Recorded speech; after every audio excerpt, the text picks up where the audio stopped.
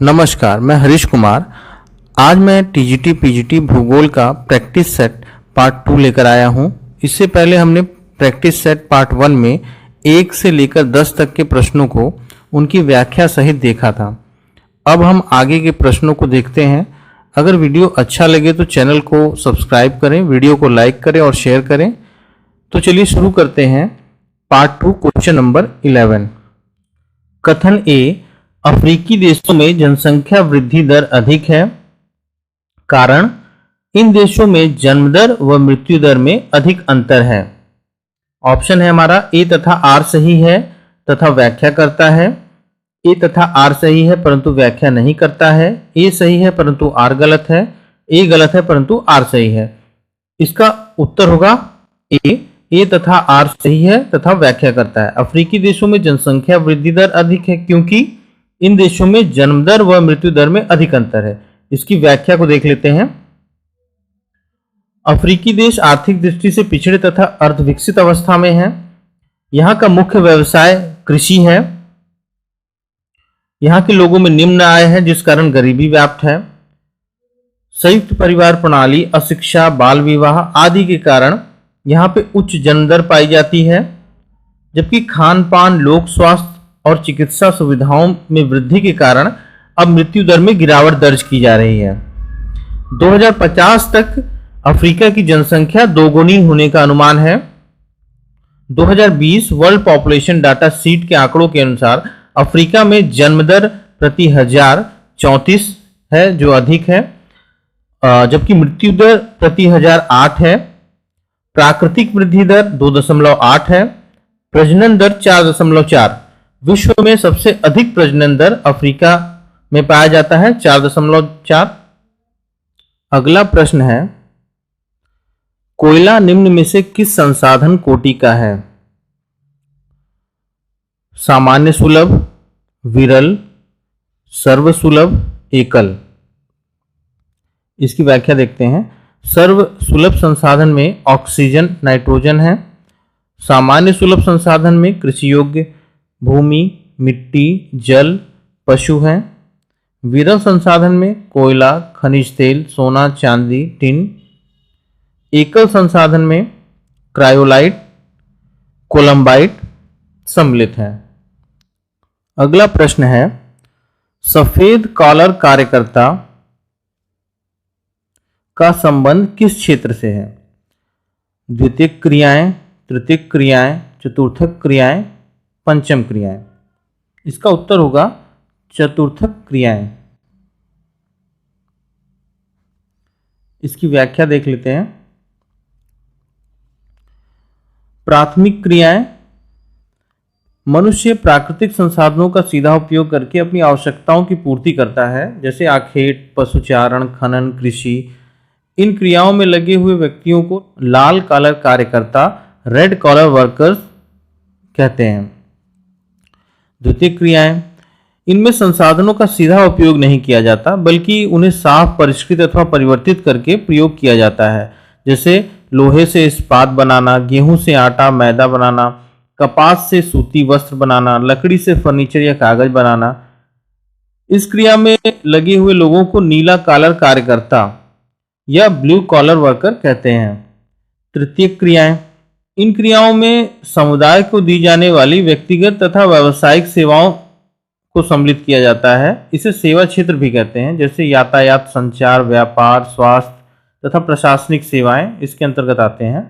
इन क्रियाओं में लगे व्यक्तियों को गुलाबी कॉलर कार्यकर्ता या पिंक कॉलर वर्कर्स कहते हैं। नेक्स्ट है आपका चतुर्थक क्रियाएं।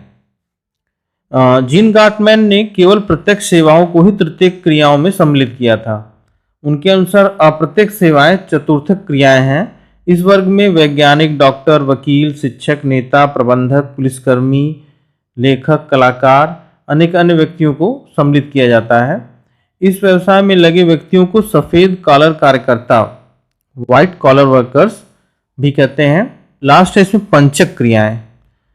इन क्रियाओं में शोधकर्ता, कानूनी अधिकारी, वित्तीय सलाहकार तथा उच्च कोटि के परामर्शदाताओं को सम्मिलित किया जाता है। इन्हें स्वर्ण कॉलर कार्यकर्ता या गोल्ड कॉलर वर्कर भी कहते हैं। अगला प्रश्न है, कथन ए दक्षिण पूर्व एशिया में टीन का उत्पादन विस्तृत क्षेत्र में होता है। कारण आर टीन की 80% मात्रा प्लेसर निक्षेपों से प्राप्त होती है। ऑप्शन है ए तथा आर सही है तथा व्याख्या करता है, ए तथा आर सही है परंतु व्याख्या नहीं करता, ए गलत है परंतु आर सही है, ए सही है परंतु आर गलत है। इसका उत्तर होगा बी, ए तथा आर सही है परंतु व्याख्या नहीं करता। दक्षिण पूर्व एशिया में टीन का उत्पादन विस्तृत क्षेत्रों में होता है, ये सही है। टीन की 80% मात्रा प्लेसर निक्षेपों में होती है, ये भी सही है। इसकी व्याख्या को हम देख लेते हैं। टीन का मुख्य अयस्क कैसेटेराइट है। पहाड़ियों के आधार तथा घाटी तल में रेत में जलोढ़ मृदा का जमाव निक्षेप हो जाता है। इन जमाव निक्षेपों में कुछ खनिज पाए जाते हैं। ये निक्षेप प्लेसर निक्षेप कहलाते हैं।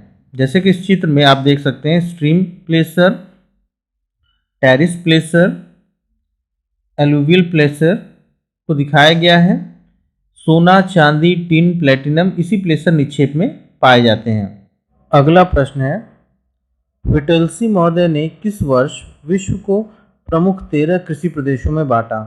ऑप्शन है 1926, 1936, 1916, 1946। इसका उत्तर होगा 1936। इसकी व्याख्या देख लेते हैं। कृषि प्रदेश, विटलसी महोदय के अनुसार कृषि प्रदेश ऐसे विस्तृत क्षेत्र होते हैं जहां फसलों की किस्मों तथा उनकी उत्पादन विधि में समरूपता या समानता मिलती है। विटलसी महोदय ने विश्व के कृषि प्रदेशों को 5 आधारों पर विभाजित किया है। फसल तथा पशुओं के संयोजन के आधार पर, फसलों के उत्पादन तथा पशुपालन की विधियों के आधार पर, कृषि भूमि में श्रम, पूंजी, संगठन आदि के विनियोग की मात्रा के आधार पर, कृषि से उत्पादित पदार्थों के उपयोग का ढंग अर्थात उनका व्यापार के लिए बेचा जाना अथवा किसान के निजी उपयोग के लिए होना, इस आधार पर, और कृषि कार्य के लिए यंत्रों, उपकरणों तथा आवागमन के साधनों आदि का प्रयोग के आधार पर विभाजित किया है। विश्व के कृषि प्रदेशों को प्रमुख 13 भागों में बांटा गया है, जिसमें है चलवासी पशुचारण प्रदेश, व्यापारिक पशुपालन प्रदेश, स्थानांतरित कृषि प्रदेश, प्रारंभिक स्थानबद्ध कृषि प्रदेश, चावल प्रधान गहन निर्वाह कृषि प्रदेश, चावल विहीन गहन निर्वाह कृषि प्रदेश, व्यापारिक बागान कृषि प्रदेश, भूमध्य सागरीय कृषि प्रदेश, व्यापारिक अनाज उत्पादन कृषि प्रदेश, व्यापारिक फसल एवं पशु उत्पादक कृषि प्रदेश, निर्वाह फसल एवं पशु उत्पादक कृषि प्रदेश, व्यापारिक दुग्ध पशुपालन कृषि प्रदेश, विशेषीकृत उद्यान कृषि प्रदेश। अगला प्रश्न है, उद्योगों के स्थानीयकरण का न्यूनतम उत्पादन लागत सिद्धांत किस भूगोलवेत्ता का है? ऑप्शन है फेटर, लॉश, आइजर्ड, हुवर। इसका उत्तर हुवर होगा। इसकी व्याख्या देख लेते हैं। हुवर महोदय ने 1948 में लोकेशन ऑफ इकोनॉमिक एक्टिविटी नामक पुस्तक लिखी, जिस पुस्तक में इन्होंने अपने सिद्धांत की व्याख्या की। अपने सिद्धांत को समझाने में इन्होंने भुगतान मूल्य, यातायात प्रवणता और सीमांत रेखाओं जैसे शब्दों का उपयोग किया। हुवर महोदय के अनुसार उत्पादन लागत के 3 पक्ष होते हैं। पहला है कच्ची सामग्री एकत्रित करने की लागत, दूसरा है उत्पादन प्रक्रिया की लागत, तीसरा है वस्तु को बाजार तक पहुंचाने की लागत। उत्पादन प्रक्रिया और परिवहन लागत का यौगिक रूप जहां न्यूनतम होगा, उद्योग वहीं स्थापित किया जाएगा। अगला प्रश्न है, ग्लेकरण सामान्यतः किस प्रदेश की विशेषता है? टुंड्रा, उष्ण आर्द्र प्रदेश, स्टेपी, सवाना। इसका उत्तर होगा टुंड्रा। ग्लेकरण, ग्लेइंग की क्रिया आर्द्र शीत क्षेत्रों के उन भागों पर घटित होती है जहां अपवाह ठीक नहीं होता। इस कारण यह टुंड्रा प्रदेश में मृदा निर्माण की प्रमुख प्रक्रिया है। इन मृदाओं में नीले भूरे धब्बे देखने को मिलते हैं। जैसा कि आप चित्र में देख रहे होंगे, अपवाह तंत्र ठीक ना होने के कारण पानी की निकासी ठीक से नहीं हो पाती, जिस कारण मृदा में नीले भूरे धब्बे देखने को मिलते हैं। नेक्स्ट क्वेश्चन है, विश्व का पहला जूट मिल कहाँ स्थापित की गई है? ऑप्शन है नारायणगंज, बजबज, चटगांव, डंडी। इसका तो होगा डंडी। विश्व का पहला जूट मिल स्कॉटलैंड के डंडी में लगाया गया था। भारत में प्रथम जूट का कारखाना जॉर्ज ऑकलैंड द्वारा 1859 में कोलकाता के निकट रिश्रा में लगाया गया था। जूट उद्योग का विकास मुख्य रूप से पश्चिम बंगाल में हुगली नदी के तट के सहारे हुआ है। इस उद्योग के लिए स्वच्छ जल तथा प्रचुर एवं सस्ता श्रम की आवश्यकता होती है। इस मानचित्र में जूट उत्पादक क्षेत्रों को दिखाया गया है। अगला प्रश्न है, कच्चे रेशम का सबसे बड़ा निर्यातक देश कौन है? ऑप्शन है चीन, जापान, भारत, दक्षिण कोरिया। इसका उत्तर होगा चीन। विश्व में कच्चे रेशम का सबसे बड़ा उत्पादक देश चीन है और विश्व में रेशम का सबसे बड़ा निर्यातक देश भी चीन है। इस उद्योग के स्थानीयकरण में कुशल श्रम एवं बाजार प्रमुख है। इस मानचित्र में आपको सिल्क रोड दिखाया गया है। प्राचीन काल और मध्यकाल में ऐतिहासिक, व्यापारिक, सांस्कृतिक मार्गों का एक समूह था जिसके माध्यम से एशिया, यूरोप और अफ्रीका जुड़े हुए थे। उत्तर रेशम मार्ग जो चीन से होकर पश्चिम की ओर मध्य एशिया, यूरोप को जाता था, उसकी एक शाखा भारत की ओर भी आती थी। अगला प्रश्न है, कौन सा कारक जल विद्युत के विकास के लिए आवश्यक नहीं है? ऑप्शन है नदी में पर्याप्त जल, पूंजी, उच्च तकनीक, समतल उच्चावच। इसका उत्तर होगा समतल उच्चावच। जल विद्युत के विकास के लिए ढाल युक्त भूमि की आवश्यकता होती है, जबकि ऊपर से पानी गिरे और टरबाइन के द्वारा जल विद्युत उत्पन्न किया जा सके।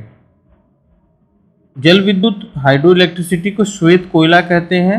इससे पर्यावरण प्रदूषण नहीं होता।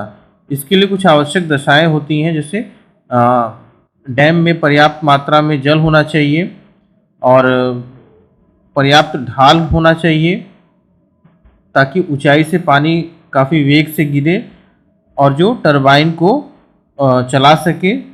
काफ़ी पूंजी होनी चाहिए और उच्च तकनीक होनी चाहिए।